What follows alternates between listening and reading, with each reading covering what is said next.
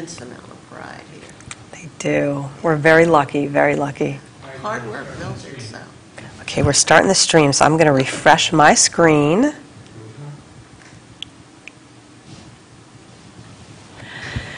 Well, welcome to the pre-show, the show before the show. Clayola Brown of the A. Philip Randolph Institute is here, and also we're going to talk to author Ian Millhiser. We're trying to get his connection in now from the Center for American Progress. He's the editor of Think Progress Justice. We're also going to give away 2 signed copies of his book here. You're going to enter today. We'll announce the winner next week during our show. All you have to do is write the word court in comments, even if you're watching the replay. We'll leave it open until Friday morning, 9 a.m. Eastern Time. It's 2:59. We have about 1 minute, and I'm going to give Clayola 1 minute to tell us about a 10-year-old that she has at the APRI conference. Well, it would take forever to explain just how magnificent she is, but in a nutshell, this young sister at 10 years old is doing what we encourage all of the adults to do, which is to engage, and engage from a level of sincere dedication about the importance of voting and about the importance of registering. But more than that, she is just so articulate explaining where the power that people possess comes from. Well, we can't wait to hear way more about her, because I think she's going places, and I can't wait to see where she is at age 21 or 22. Incredible. It is 3 o'clock, so let's get started. Activate your voice! Fight for your right. Speak up. Speak out. We're union and we're proud. Go Union.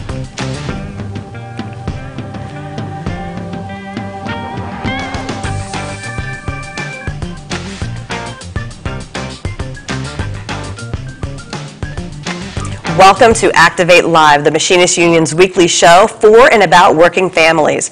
I'm Tanya Hutchins, coming to you live from our Maryland headquarters.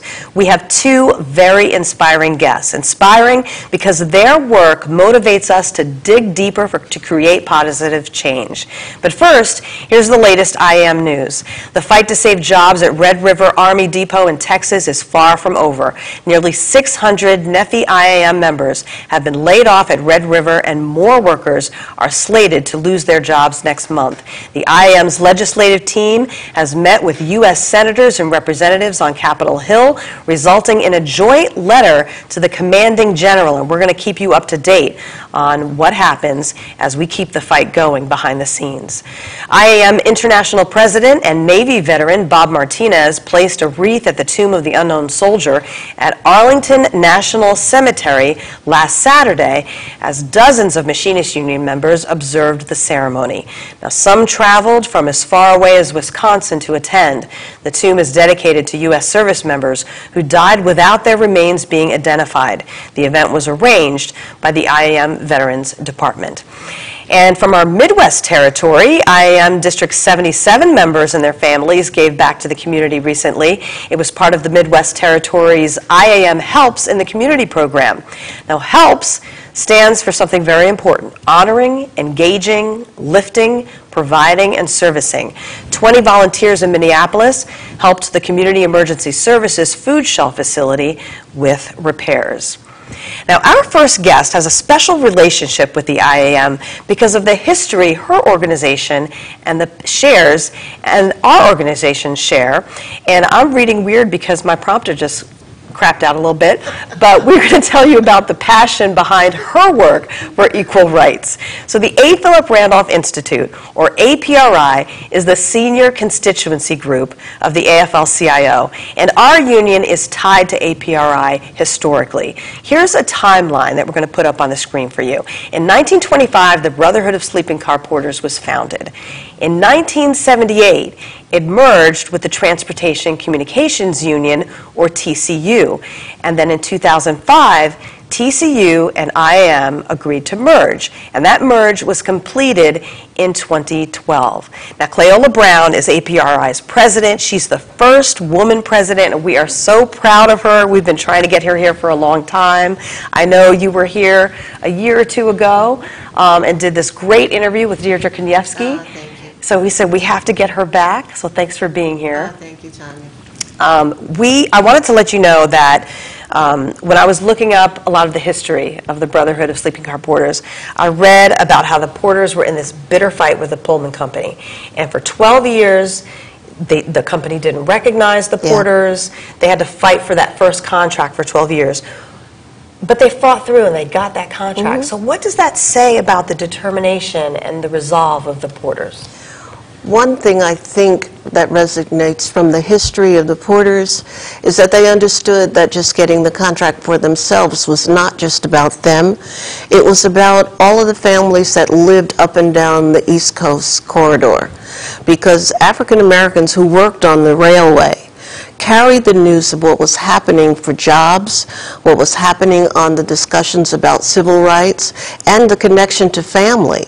And these porters were used to putting up and putting out, putting up with just about any kind of adversity that they met, but remaining very dignified because they represented a new chapter in the legacy of how is it that you work with dignity and you work with pride. You know, I've heard you say that money cannot buy dignity and No, respect. it can't. No, it cannot. And I would think that that should be easy for people to understand in companies. Well, I come out of a factory, all right, and I can only speak plainly and directly. I don't know how to dress it up, shine it up, and make it sound pretty. That's not who I am. But one thing that every worker who's ever worked in a plant or a factory or even in an office format understands is that when you walk through the door at your employer's business place, you should not leave your dignity at the door for a paycheck. It doesn't work like that. That's why unions are so important. We are able to negotiate for our rights. We are able to negotiate for benefits, but we are able to remain who we are, true to ourselves, and representing who we are in a very proud way. And our work should never diminish that. The size of a paycheck should never diminish that.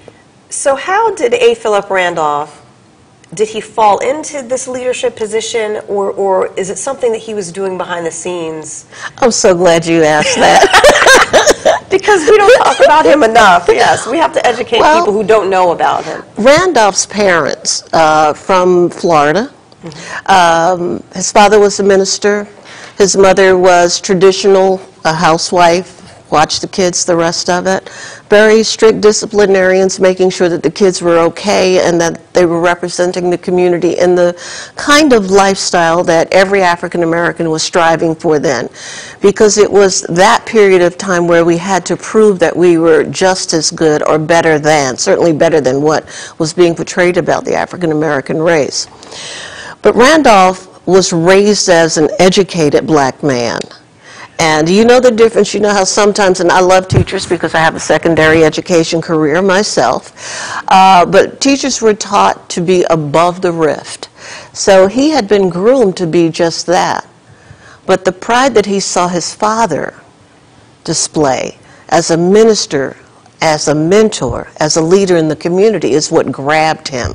So as he left Florida and went to New York, he did what was expected of him, which was to develop a paper called The Messenger that talked about everything that was going on in the community and to do the accepted step of becoming better than. But he also had the opportunity to meet some pretty incredible people. People who were working the railroad, who talked to him about pride, who talked to him about dignity, who talked to him about the struggle, and he was hooked. Didn't have a dime to his name because as an educator, just like today, it was a struggle to pursue education and have finances to do other kinds of things. Teachers are struggling even today. Yeah. But Randolph was smart enough to marry up. He married a woman who was a hairdresser, and you know, black women gonna get that hair done. Yes. And in getting to know her, he was able to even listen a little bit more intently to what the cause was that they were coming to him for. The porters appreciated how he was able to express himself. They saw that he was a man that could speak with dignity and clarity. For whatever level the audience was at, Randolph had that communication skill to reach everyone. And they recruited him and taught him why he should be in the labor movement. So he didn't go after it, they went after him. Now, when did he meet Bayard Rustin? I guess it was about 6 years after he was actually into what he was to do in the organizing effort. You know, Bayard was a special individual, took no crap from anybody. Hope y'all are not offended by the word crap, because I know we've said it twice during the show already. That works for me. I said it, you said it. When he met Bayard, Bayard was the organizer, really. Randolph was the educator. Bayard was both smart, and he was also very concise. And as an openly gay man who never hid that for 1 second, he called to question the sincerity of equality to all. And there was nothing that Randolph liked more than a challenge. And he was always true to his word. When they met, they decided what was to be important in this movement towards social justice. Not social service, because that was not the goal. Social justice. And together they made the most dynamic duo that you can imagine. Now, you made a point in your first speech as president to mention Bayard Rustin and the obligation of APRI to him. What, you got a pretty good response to that. Why was it so important for you to make sure that you mentioned that? Well, for years, you know, Bayard had done a lot of things, and given credit to a lot of people for the work that he actually performed, because the church plays a huge role in what African Americans will do on their strategies, on their buildings, and all the rest. And Dr. King, along with a number of other people who were involved in the movement, thought it best perhaps that he not be outright displaying who he was. And that was not the true sense of what the Institute was to be about. And to Randolph's credit, he said, Rustin is who he is, and because he is who he is, the institute that we're fighting to form and the practice of social activity and social rights and civil rights will come out of respecting everyone's right to be themselves. They used to hide him in the trunk of cars because ministers didn't want him in the church.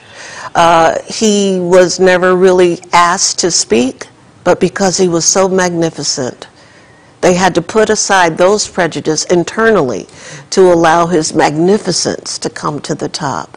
And God, are we lucky for it.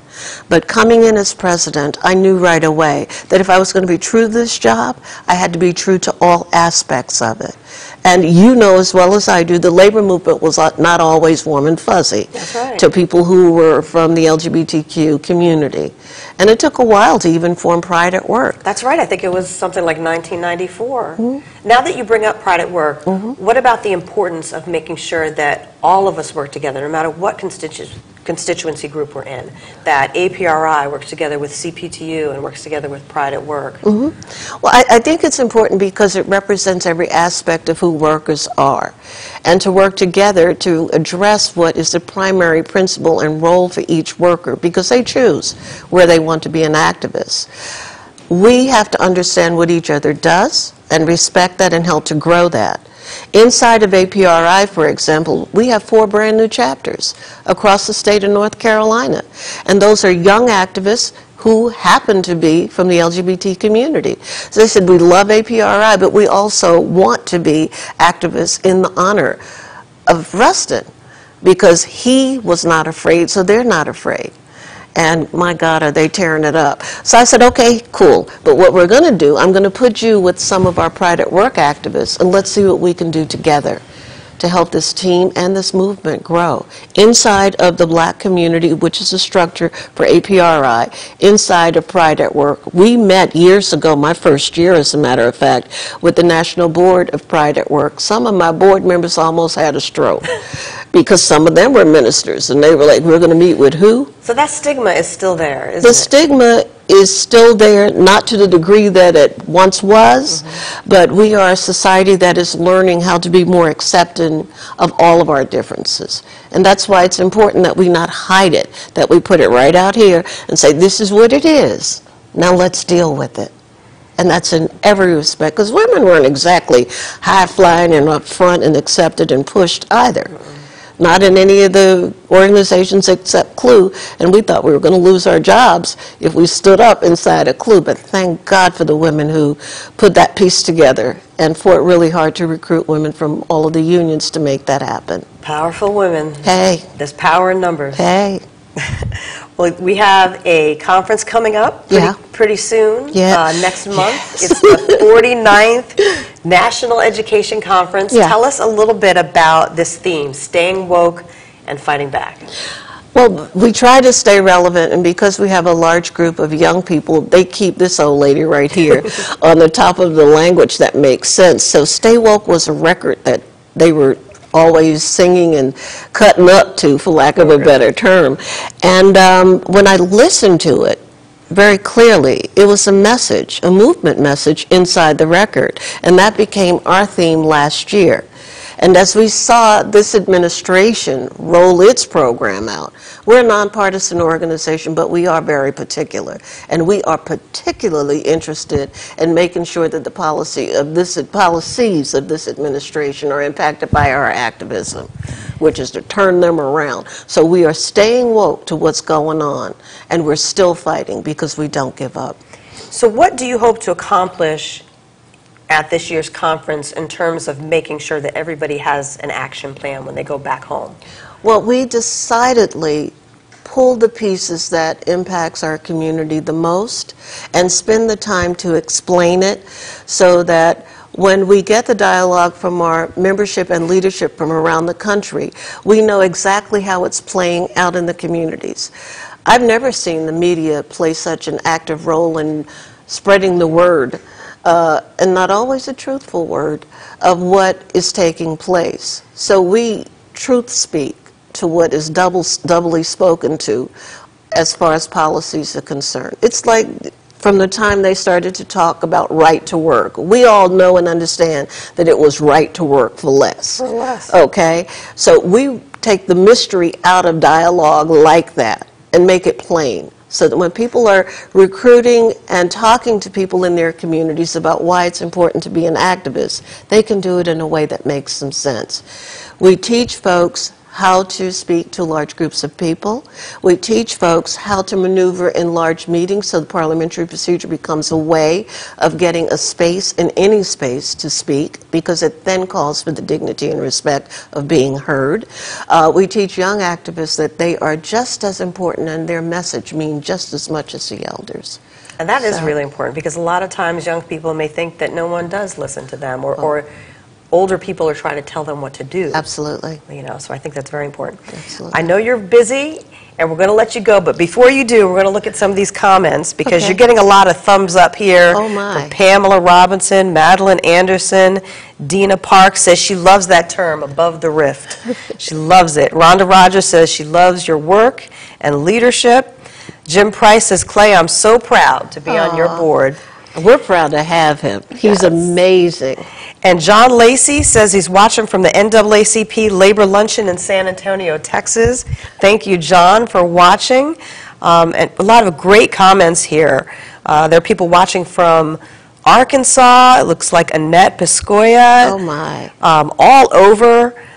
So thank you so much for being here. Is there anything else you want us Tanya. to know leading up to this For conference? those of you who are not yet registered, we'll see you next year, because we're oversold and the hotel is accepting nothing else. But I tell you what, because the machinist and Bob Martinez, who is absolutely an amazing leader, has been so supportive, we are going to be able to stream from the conference with the help of Jim Price, our board member. We are going to be able to go, we can't do Periscope yet, but through the Media Cafe, we hope to have it up and running by the time we get done. So we encourage you to please tune in and watch us either make it good or mess it up, and you tell us how we can make it better. We love the audience that generates from APRI, but also from CBTU, from Pride at Work, from CLU, from Apollo. That's the family. Well, I'm so sorry that I'm going to miss it this year, but I know we have a good Machinist Union delegation going. Yeah, you do. So I'm going to check out that stream. Thank you. When I can, and look forward to going next year. Tanya, thank you for having me. Thank you. Come back anytime. I appreciate that. And yeah, we'll have a part of the APRI conference next week. So if you would like more information, all you have to do is go to the website here. It's www.apri.org. That conference is the 8th to the 12th of August in Phoenix, and the theme is Staying Woke and Fighting Back. So we hope that anybody who has more information that they need to get it will go to this website right here and check it out. It has all the information that you want on A. Philip Randolph Institute. Was I saying it wrong? Bayard? Is it Bayard Rustin? Bayard. Okay, see, I learned something today. It's Bayard Rustin and Clayola Brown. Check out apri.org. Thank you so much. Thank you for having me. And if you would like to comment, you can continue to do the comments. You can comment on Facebook on this video right here, even if you're watching the replay. You can hit the reply button on Twitter and let us know what you think about anything that you've just heard. And if you're watching on YouTube, there's a live chat feature, so you can do that as well. And we really appreciate all your comments, so that'll be good. Our next guest has an important perspective on the Supreme Court amid its newest member, Neil Gorsuch, and recently announced nominee Brett Kavanaugh. By looking to the past, Ian Millhiser of Justice is the Justice Editor of Think Progress, the news site for the Center for American Progress, and he's the author of Injustices, the Supreme Court's history of comforting the comfortable and afflicting the afflicted. Now, we're going to give away 2 signed copies of his book, so just write in comments to enter. And the word that you have to write is court. Just write that word court in comments. But you have to like and follow our page to be eligible.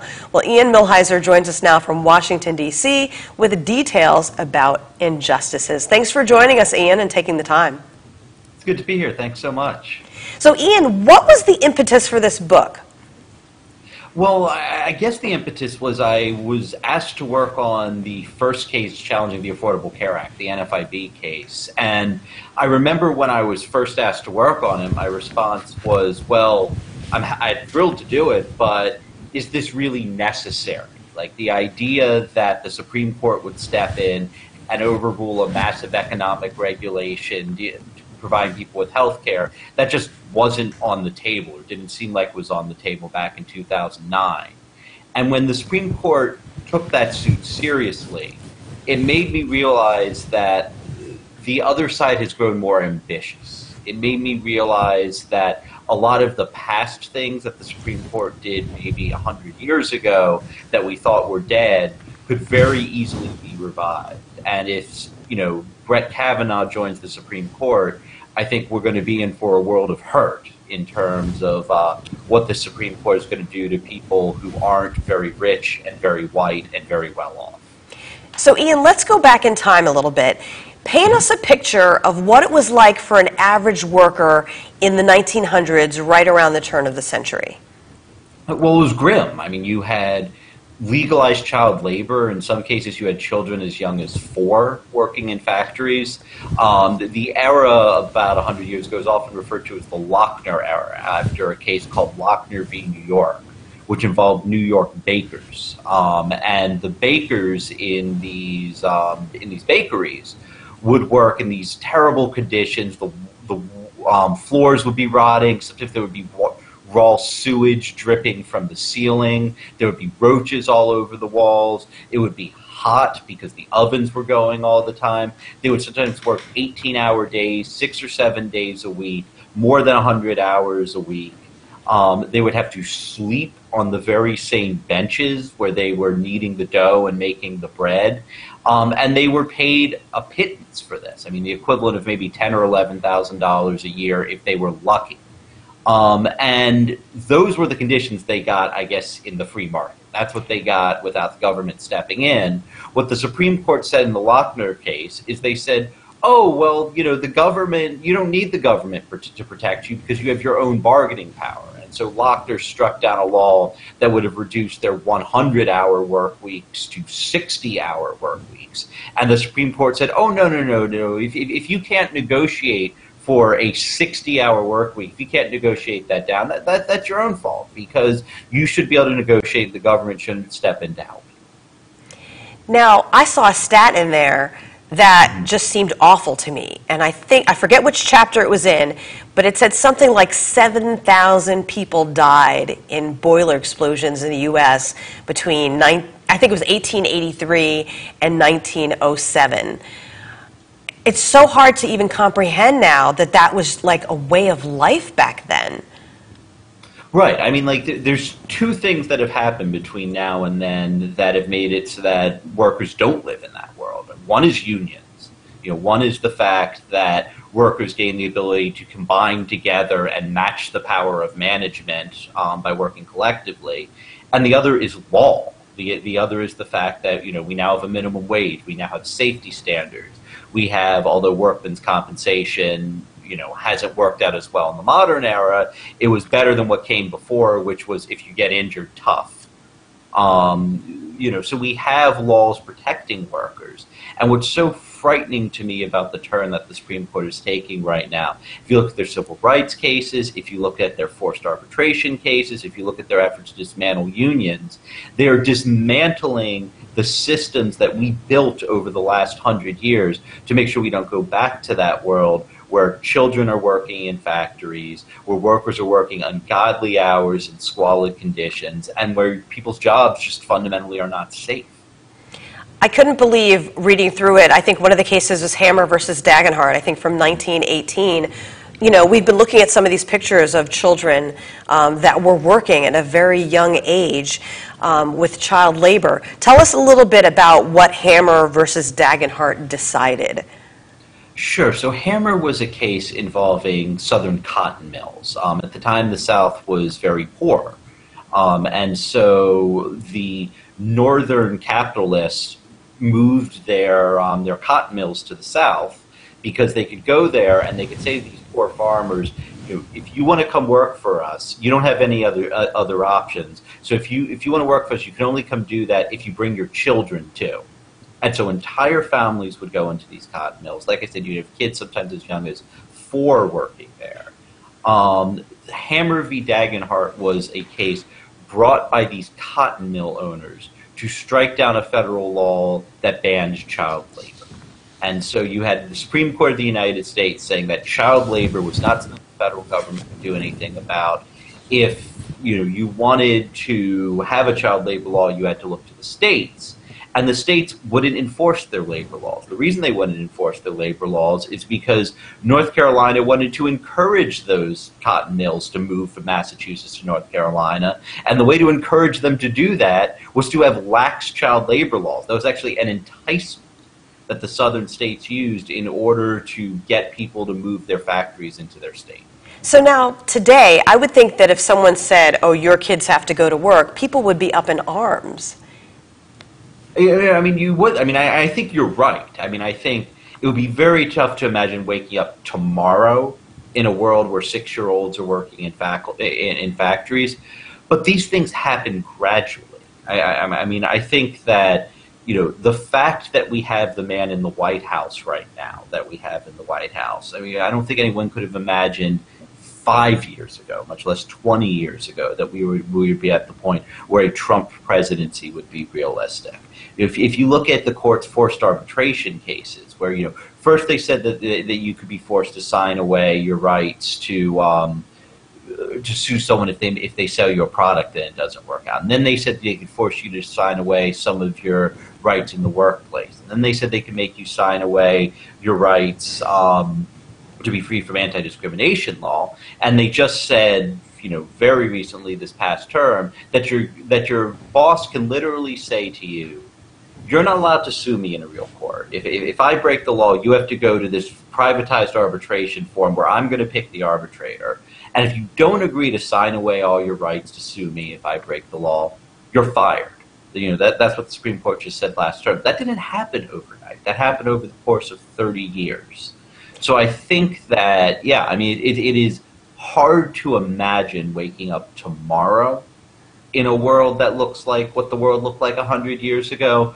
But I don't think it's impossible that we wake up in that world 40 years from now. if we continue along the path that we're going down.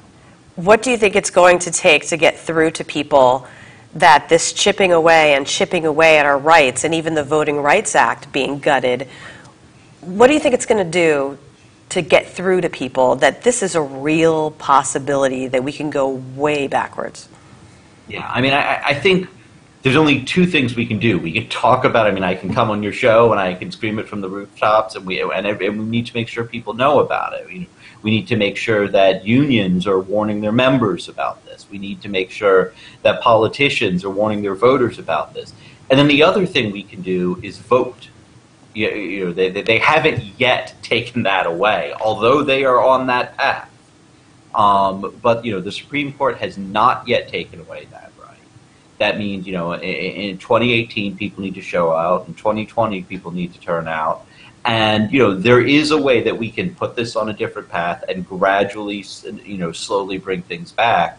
But it's going to take a continuous effort. The way we got to this point, where Kavanaugh's about to come onto the court and gut our voting rights and gut the rights of people in the workplace, is that a whole lot of people on the other side, a whole lot of conservatives, a whole lot of managers, a whole lot of really wealthy people, they all got together and they worked really, really hard for a really long time.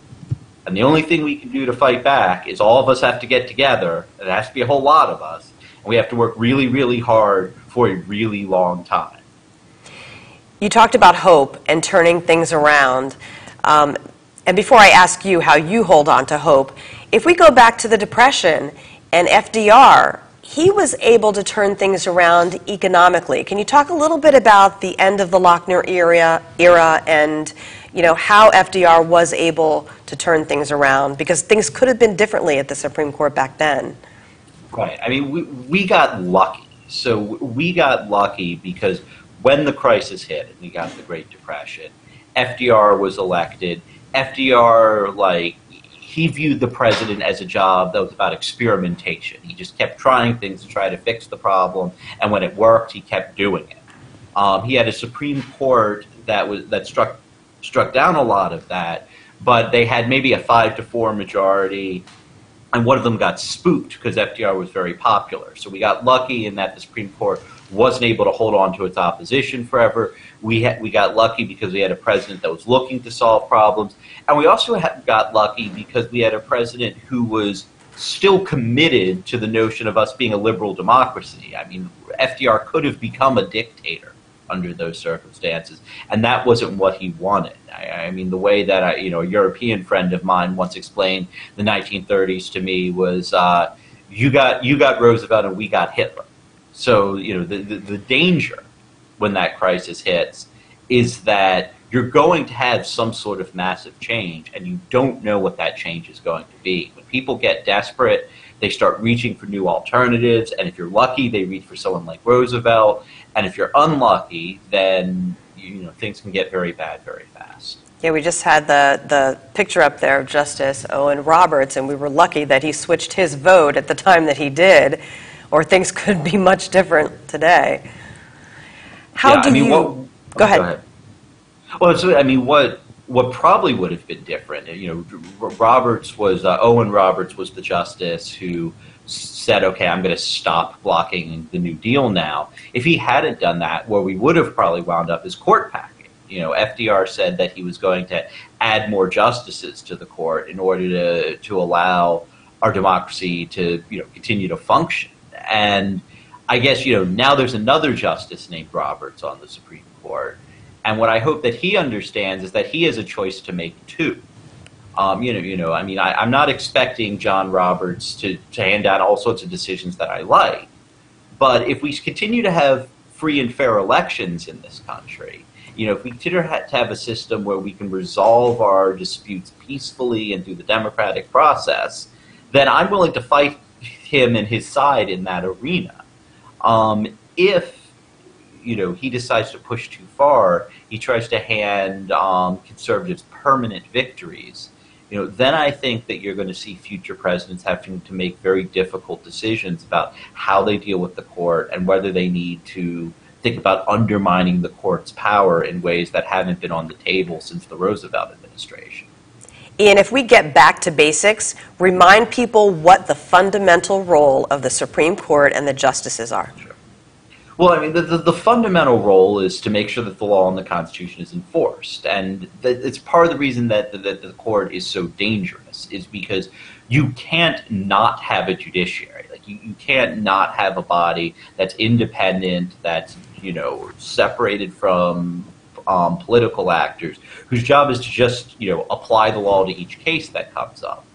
But the problem that you have now is that this judiciary has become captured by a political movement. It's become captured by a very radical political movement. And so, when that happens, it's not a solution to just make it go away, but it could do considerable harm to our country and considerable harm to our democracy if it's left unchecked. Ian, how do you personally hold on to hope for the future of this country and the court? Well, I mean, I'm hopeful. I mean, people are energized right now. I look at the same polls that everyone else looks at. And at the end of the day, the way that we are going to solve this is getting more people to the polls than the other guys can. And that's what we have to hold out hope for, is that on election day, people are going to turn out and they're going to say, look, I don't want the world that Brett Kavanaugh wants. I don't want the world that John Roberts wants. And I'm going to keep turning out until we get a better world. Thank you so much, Ian, for joining us. Is there anything else you'd like to mention? Well, thank you for having me. Please buy the book. I hope it's interesting to folks. I think it's a great book. When I started to read it, my dad kind of looked at it for a few minutes, and he said he can't wait to read it. When it was missing, I knew what room it was in. So thank you, Ian. Ian's book is available on Amazon. Just search Injustices by Ian Millhiser. You can also find him on Twitter and Facebook, and you see his handles there, iMillhiser on Twitter, Ian Millhiser Public on Facebook, and the book is available on Amazon. And don't forget to enter our drawing for a signed copy of his book by writing the word court. We'll leave the drawing open until 9 a.m. Eastern this Friday, which is July 20th, and the drawing will be held next week on Activate Live, July 25th, after 3 p.m. Eastern Time. So good luck to all of you out there. It's a really good read. Many consider it a must-read. I'm a slow reader, so I'm still reading it myself, but this is definitely a good book to read, and it puts everything into perspective with the history of the Supreme Court and what's going on in our country now. Well, now it's time for you to grab your pens and pencils because we're going to give you some dates. And I want to thank everybody who's commenting as well because I wanted to mention we have so many people that are commenting. Heather Kelly's commenting on Facebook. You can comment on Facebook or Twitter. Just hit the reply button on Twitter. Heather Kelly said, great interview. That was because of Ian, not me. Cindy Williams is watching it as well. Craig Hughes has joined us.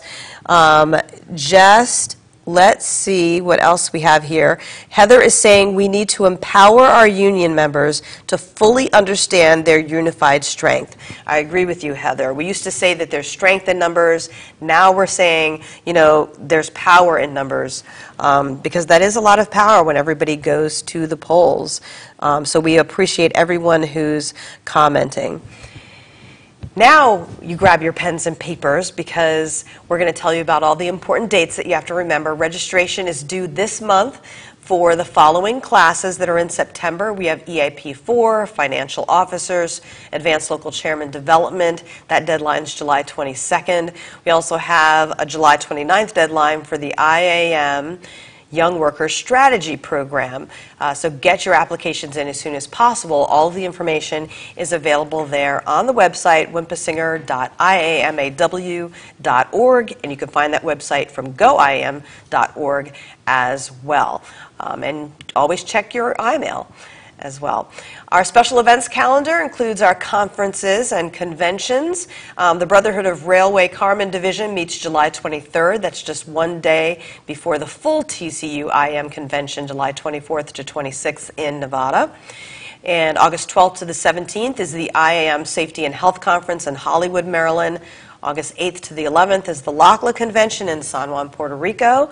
We'll have a live report from there. August 23rd to 25th, the Pride at Work Convention in Phoenix, Arizona. We'll have a live report there as well. And in September, the 10th to the 14th, is the Aerospace Conference in Fort Worth, Texas. The deadline is July 31st for that conference there. Sign up for IMAIL. Just go to goiam.org. That's goiam.org. If you sign up for IMAIL, you'll get IAM news straight to your inbox in your email every Tuesday and Thursday afternoon, so you can keep up to date on what's going on. A lot of people are commenting with that word court, so they're really interested in this book. It's a good book, Injustices by Ian Millhiser. So we're glad that all of you are interested in that, and thank you all for watching the interview. Keep the comments coming, and let us know what you think about workers' rights, social justice, and the future of the U.S. Supreme Court. We all have to make our voices heard. And join us next week from the 35th Regular Convention of the Transportation Communications Union in Las Vegas, Nevada. We'll see you from there.